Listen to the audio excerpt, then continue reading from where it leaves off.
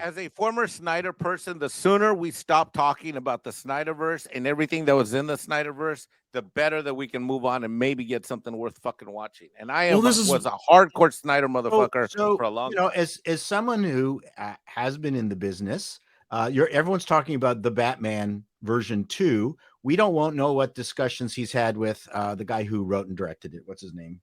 Matt Reeves. Yeah, Matt Reeves. We don't know that Matt Reeves did not pitch him just a killer script for version 2 that makes up for the bullshit of 1. And it's not like he's not an accomplished writer and director. And that's really what Gunn is short of, is people being able to execute stuff. So if he's got a killer script and he was managed to convince Gunn that, it's going to be good, then quite likely Gunn is going to give him a second chance at it.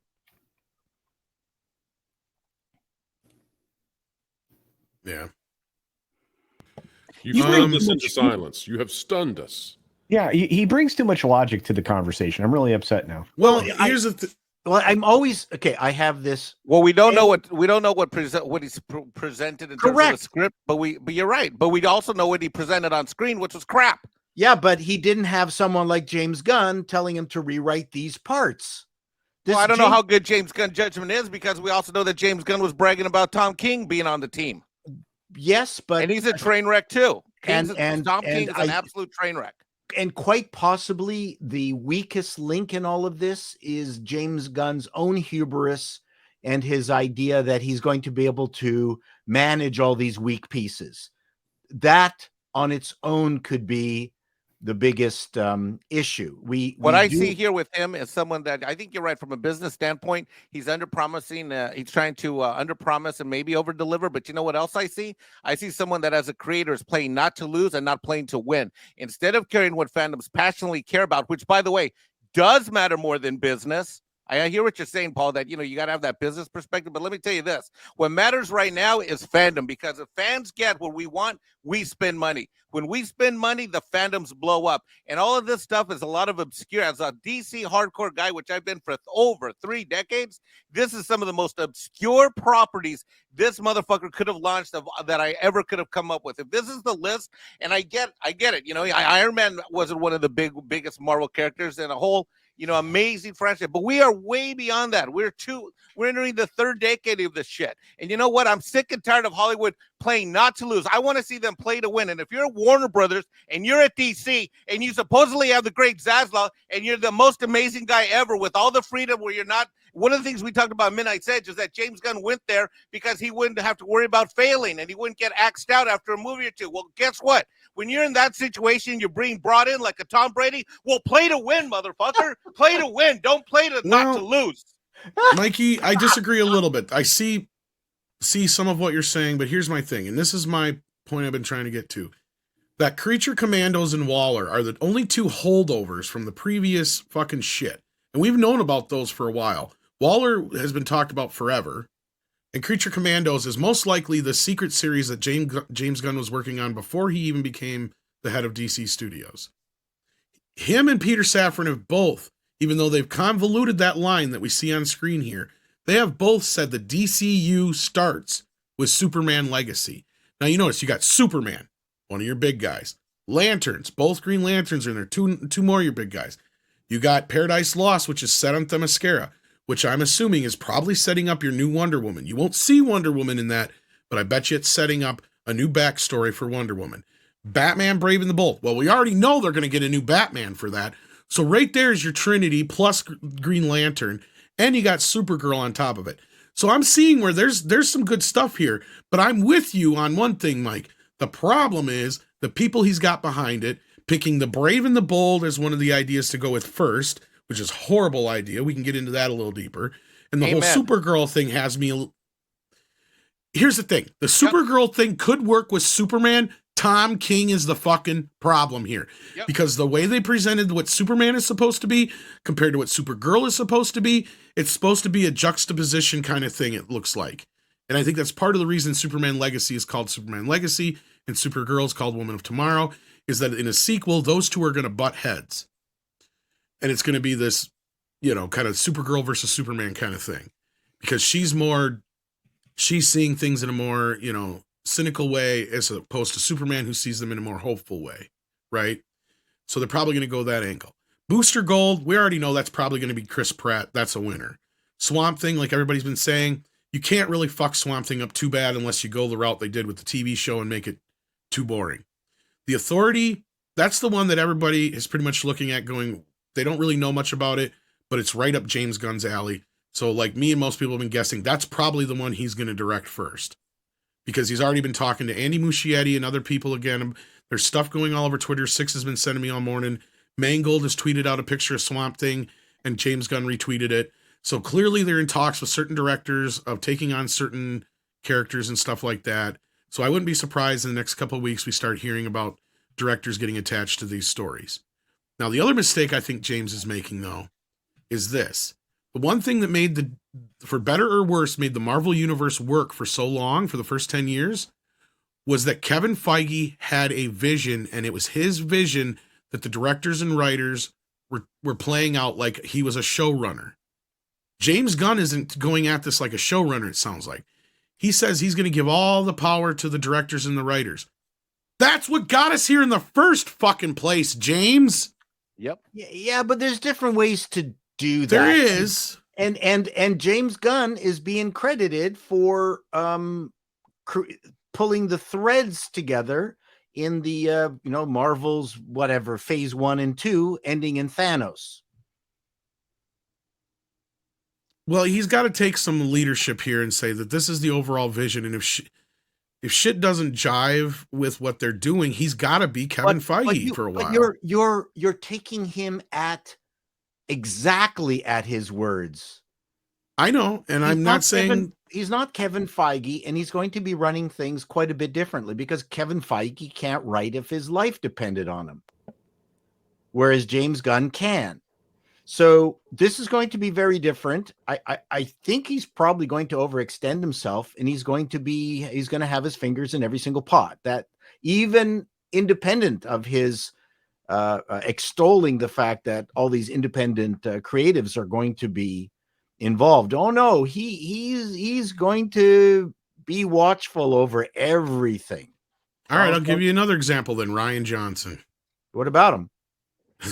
Them not having a plan for Star Wars. Well, but that's the problem with J.J. Abrams and Kathleen Kennedy.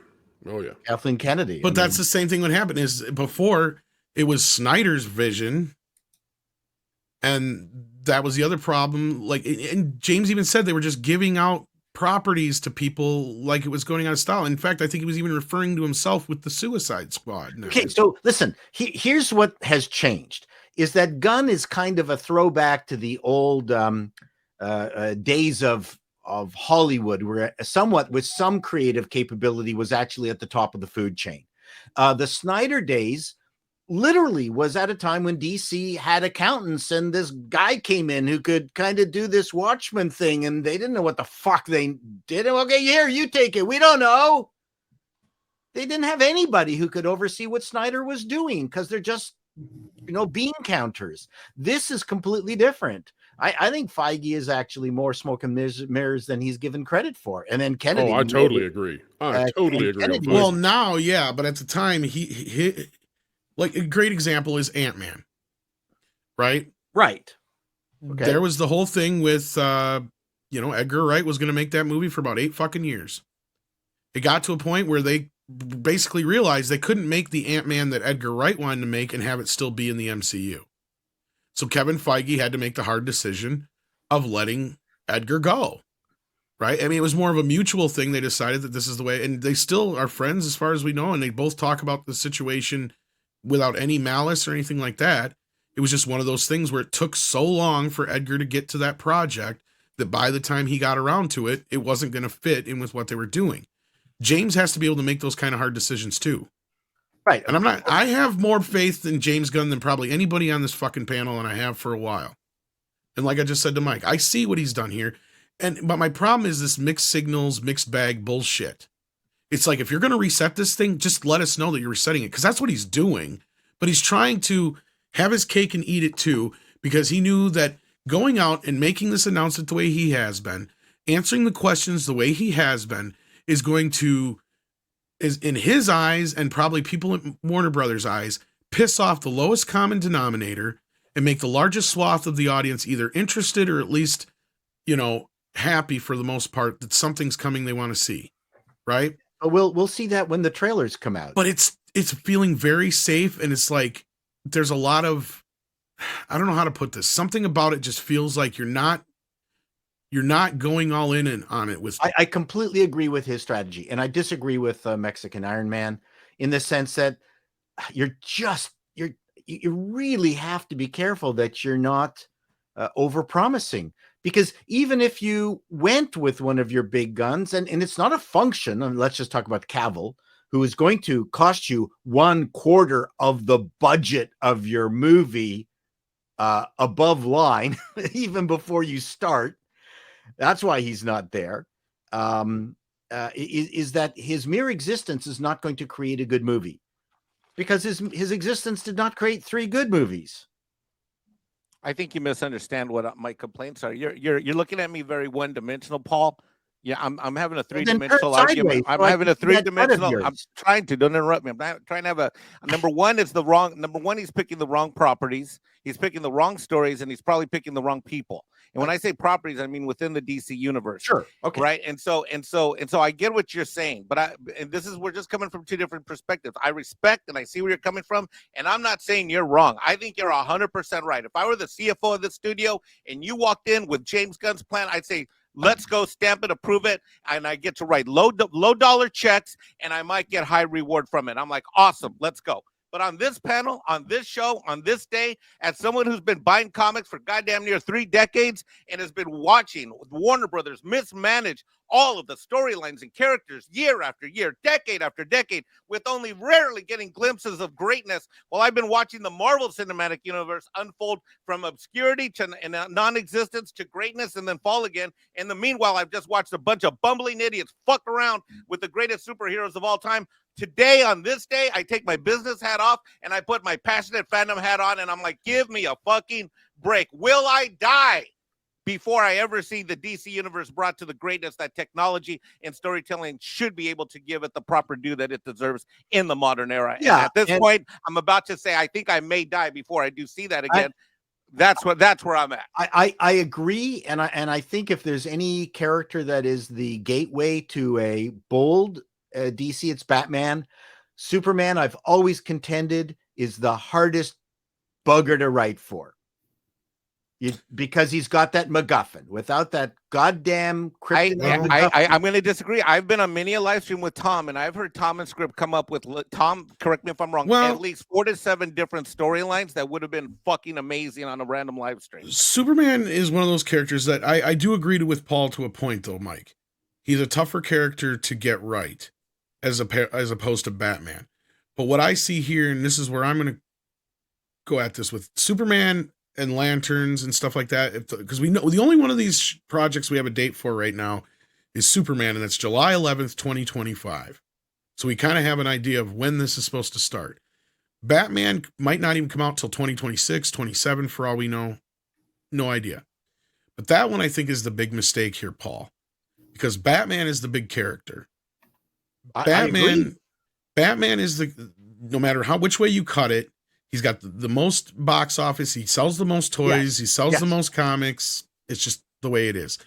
Superman's up there, but he's not quite up there. But we're agreeing. I said Batman on that. Yes, your gateway into the problem with this is doing the Brave and Bold with Damon Wayne, and is making the same mistake Marvel did by skipping over years and years of Batman lore. And I can't comment on that. I can't comment. Again, he could handle it in a way that I'm completely wrong, and I will eat my words if I am, but I think it's the hugest mistake in the world. I can see from a business standpoint where they got to this point. Like they looked at it like, okay, we just had old grizzle Affleck with the Snyderverse, and we have Pattinson as a young Batman on the other side here. How do we come to a, conclusion that's not the same thing? And they said, okay, we'll do a middle ground with the Batman Brave and the Bold. But the problem is, instead of doing that, and this is my opinion, what they should have done is finally give Robin the Boy Wonder his just due because we've never seen a true serious take on Robin and the dynamic between him and Batman and the kind of thing that Batman would have to deal with going through. Well, is it right for me to help this kid along and do what he needs to do to get his revenge and justice? But it's a 12-year-old kid or 13-year-old kid. See, that's the thing. Even Chris O'Donnell was basically Nightwing already, right? We've never had the true boy wonder on screen. They should have started with Batman in like year 4 or 5, where he first gets Robin into the mix. That I would have rather seen that. This bringing Damon Wayne, this whole thing skips over so much Batman mythos that it's like, okay, at this point you're like, why didn't we just keep Affleck then? And I can see where people are coming from this stuff. It's like, well, if you're going to do that, then why didn't you just keep Affleck? Why didn't you just keep Henry Cavill? Why didn't you just do that? And I understand from a business standpoint why they aren't. No, I for many don't at all. reasons. And let me hop in real quick, and I know Culture wants to make a statement.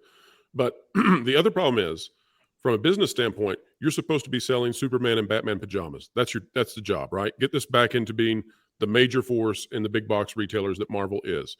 Problem: if your opening salvo with Batman, your version already has an adult son that he's trying to reconcile and redeem, you've already locked in your actor to being older.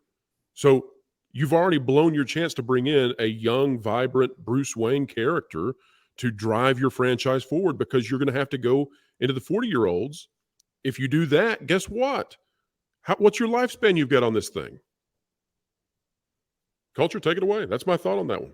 I agree with you on that. That's what I was saying. Why not start him a little younger? Sorry, go ahead, Culture. Right. It's a business faux pas.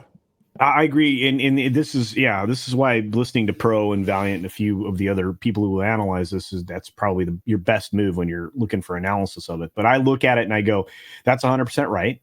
But if you were going to do that, you introduce in your Batman film, you introduce Dick Grayson or whoever your Robin is. I don't know that I'd use Damian, but for that reason. But very early on in Batman's career, you introduce the earliest version of Robin you can find, and you start the movie with him. You remember the wonderful.